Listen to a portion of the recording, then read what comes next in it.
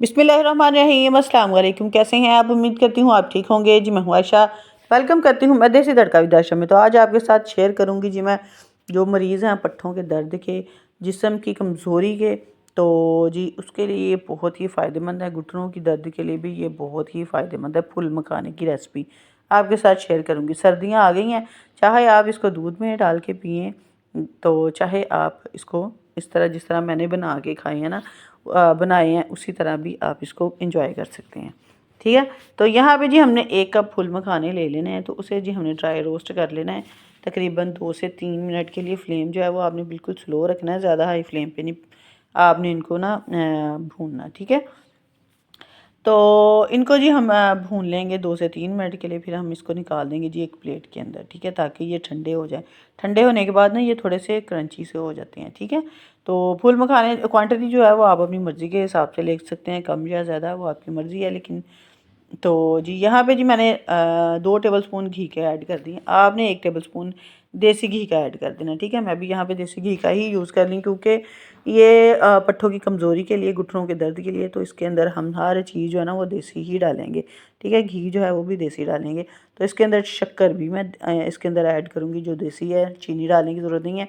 अगर आपको शक्कर का फ्लेवर नहीं पसंद तो आप चीनी का भी इस्तेमाल कर सकते हैं। ठीक है, इसको जी हमने शक्कर को भी भून लेना है घी के अंदर।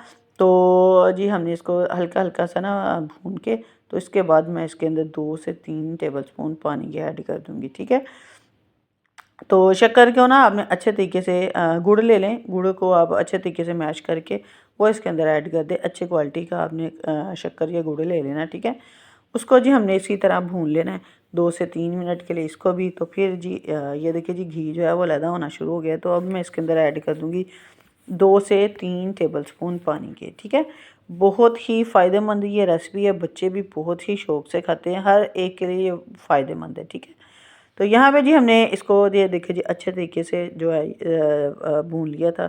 जब झाग आने शुरू हो जाए ना, तो फिर आपने इसके अंदर 2 से 3 टेबलस्पून पानी के ऐड कर देना है। ठीक है, तो ये देखें डरने की बिल्कुल भी ज़रूरत नहीं है, बस आपने इसको हल्की फ्लेम पे ही पकाना है। और ये देखिए जी इसका कलर जो है वो चेंज हो जाएगा और पानी खुश्क होने तक आपने इसको पका लेना है। ठीक है, तो चले जी जब तक हम शक्कर को पका रहे हैं, तो तब तक जी जिसने मेरे चैनल को सब्सक्राइब नहीं किया, प्लीज़ वो मेरे चैनल को सब्सक्राइब कर दे, बेल आइकन को दबा दे, ताकि मेरी हर आने वाली वीडियो का नोटिफिकेशन आपको फ्री देखने को मिले। और वीडियो को फुल वॉच किया कीजिए, ताकि आपको हर एक इंग्रेडिएंट्स का पता चले कि वो जो क्योंकि अगर आप फुल वीडियो नहीं देखेंगे तो कोई इंग्रेडिएंट्स अगर मिस हो जाए तो फिर आपने कहना है कि आप जैसी रेसिपी नहीं बनी। तो ये देखिए जी ठंडा पानी मैंने लिया है, 1 बूंद आपने ले लेनी है जी शक्कर की। तो वो आपने पानी के अंदर ऐड करके देखनी है। तो ये देखिए जी बस इसी तरह का सॉफ्ट सा होना चाहिए, बिल्कुल ज़्यादा कड़क जो है ना वो आपने इसको नहीं करना है। ठीक है, क्योंकि ये फिर हार्ड हो जाते हैं मखाने जो है ना।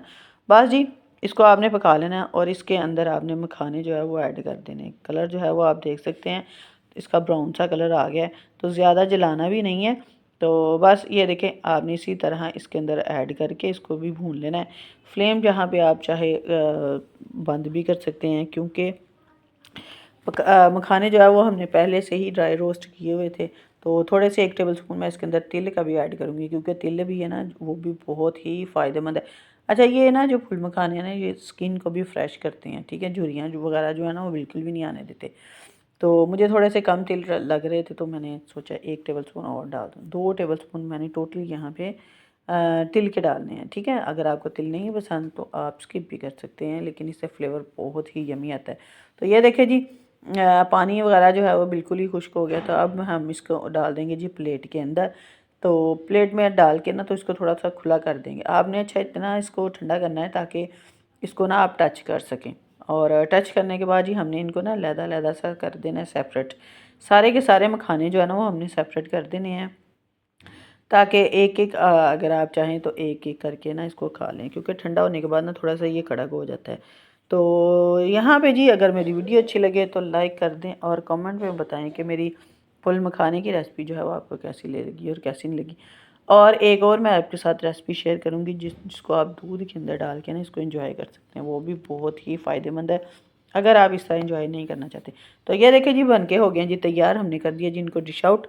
तो चलिए जी मिलते हैं हम आपको अगली और मज़ेदार सी नेक्स्ट वीडियो में। ओके जी, अल्लाह हाफिज़।